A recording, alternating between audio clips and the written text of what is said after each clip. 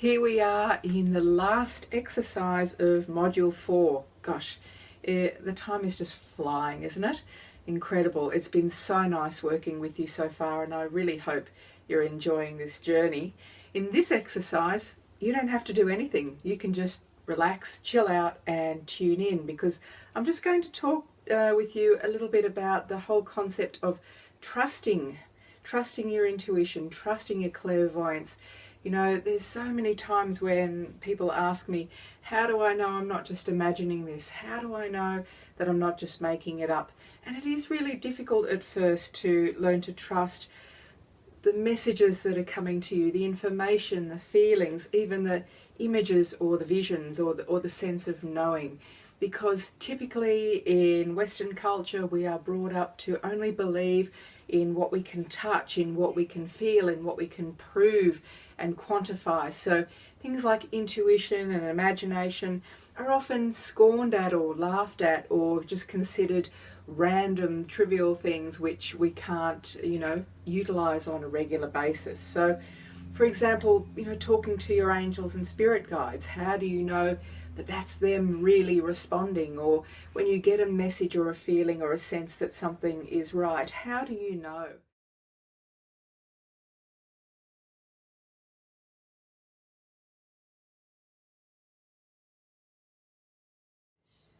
Well, there's one thing that goes along with all of this learning and growing that we're doing, this concept of being more intuitive, more clairvoyant, utilizing this, trusting in our guidance. And it's our physical bodies. It's absolutely amazing how easily we overlook the physical realm. Now, what I mean by this is that your body is a sensitive, intuitive tool. It is a sensitive, intuitive being in its own right. We have this thing called mind, we have this thing called ego, we have feelings and emotions, but the body has its own wisdom too. Now, you'll know exactly what I mean if you just think about it for a moment.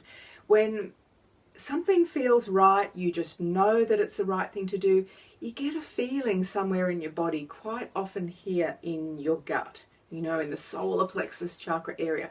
We talk about gut feel, gut intuition. This is so true and so powerful. Often you'll get like an excited tingling feeling here or a warm feeling here. Sometimes you'll get a sensation like that through your whole body, where you just go, oh, yeah, I just know that that is right. I just have to do it, or I have to, pursue that line of thinking or that activity or whatever. And you just know, you feel good.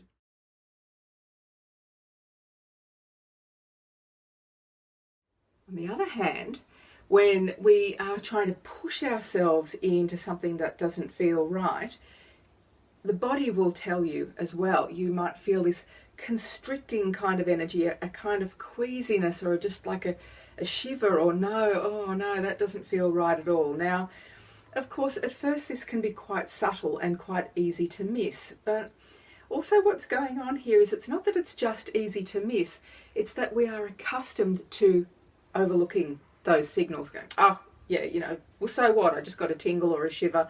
What does that mean? That's not rational or logical. Learn to notice it, to be aware of it, to listen to your body. It knows what it's talking about, and your body can't lie. That's an amazing thing too. Your body doesn't have an agenda other than that it just wants to be healthy and full of energy and be its best in that sense. So if you feel a dragging down feeling, a heavy feeling, and I tell you what, if you get ill on a regular basis, and this is what happened to me when I was in the fashion industry, my health really, really suffered because I kept pushing myself and pushing myself to do something that I knew and my body was telling me wasn't right for me. It's not that the fashion industry is good or bad, it's just that that wasn't where I was supposed to be.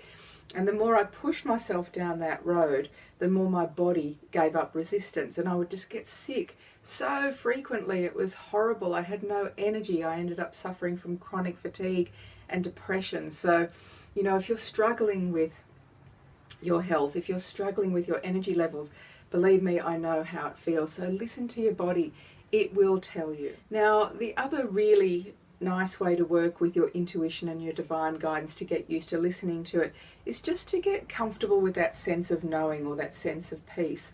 Often when you're on the right track, or when the universe is responding to you and giving you an answer, you know, in the human world we think of an answer as, you know, a response in a conversation, a written thing, a spoken thing, a physical thing that we can go, right, yep, that's it, that's the answer.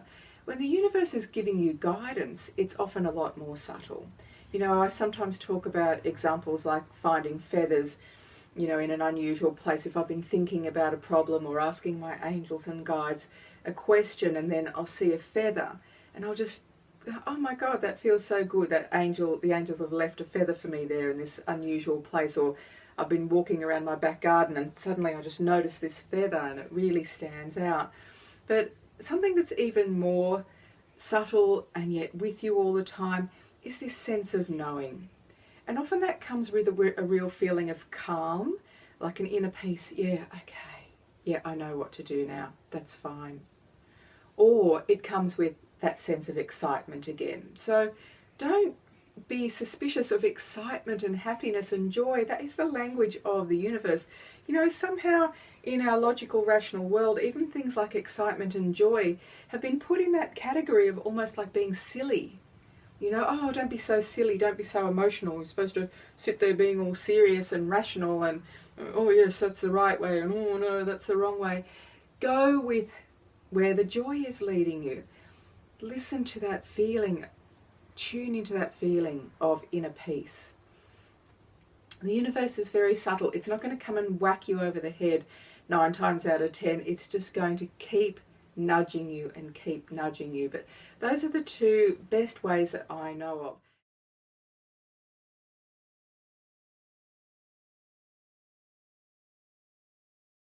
The third way, which is really the ultimate way, I suppose, I guess it takes a bit more practice. I'm very happy to share that part with you. It does take practice, but you know, the universe will flash you little images, it'll flash you little verbal messages, and I tell you what, the monkey mind will just want to ignore them. It'll say, I'm too busy to listen to that, I've got to get there by such and such a time, I've got so much work to do, that can't possibly be right. So you need to get used to listening to this little inner voice. I call mine the little voice.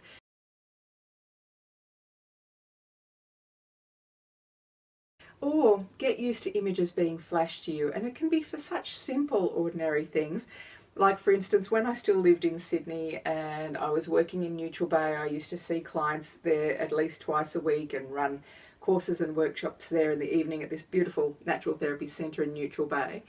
But parking around the Neutral Bay area, for those of you who live in Sydney will probably know, can be very, very tough, especially if you want to park there all day, like I did on the days that I was seeing clients. So I'd say to my angels and guides, look, I need an all-day parking spot, and they would flash me an image of where the parking spot was, what street it was in, and of course I knew the streets in that area very well, and I could tell where the parking spot was, and I would go there, and there the parking spot would be. Now, I know it's become almost a bit of a cliche to talk about your angels helping you to find a parking spot, but when you need to get to work and you've got clients waiting to see you and you can't get out during the day between clients to check if you know, the traffic officer has been passed to mark your car, it's really nice to get an all-day parking spot, and it's great to just have this picture flashed to you, telegraphed to you, say, go here, go there, don't waste your time driving around and around, this is where there'll be an empty parking spot. So, you know, things like that are incredibly useful, but I get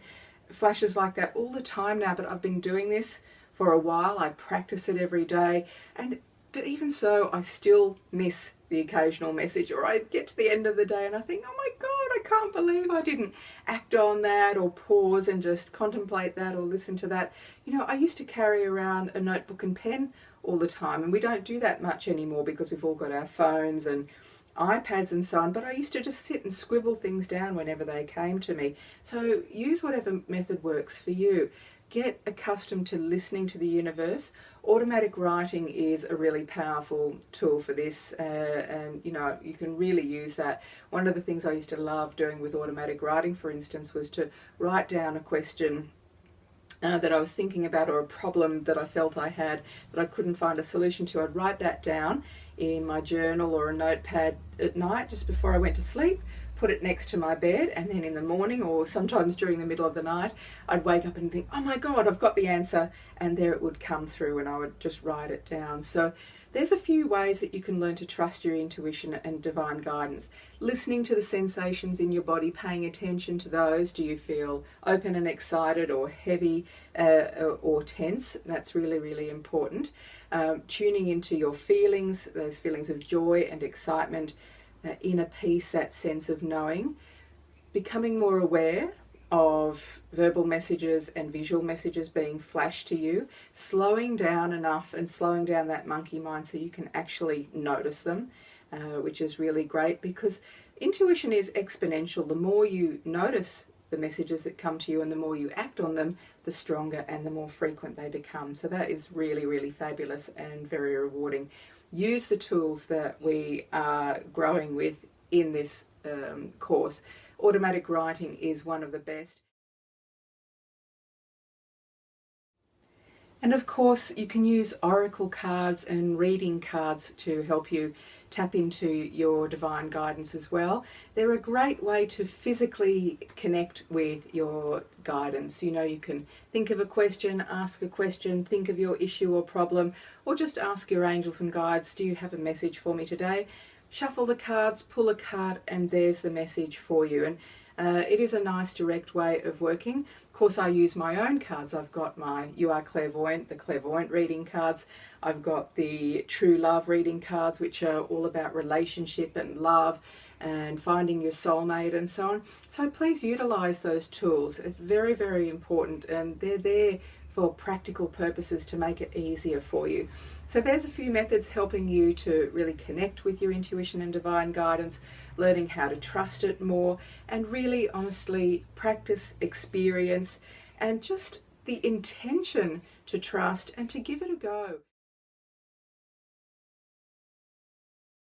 When you get an intuition or a message or a feeling, respond to it, follow through on it, see what happens. You know, allow the universe to communicate with you, respond back, and of course, it gets stronger and stronger the more you use it. I hope that gives you some really good ideas about how to work with the divine guidance that you're learning to tap into. I'm really, really excited for you because I know how fantastic this is. And believe me, when I was younger, when I was in my 20s and my early 30s, before I really started to understand this, I used to struggle. I used to just be in a constant battle of wills with the universe, and I don't want that for you. Nobody needs that. We can all experience serendipity, joy, flow, abundance of every kind, inner peace and happiness.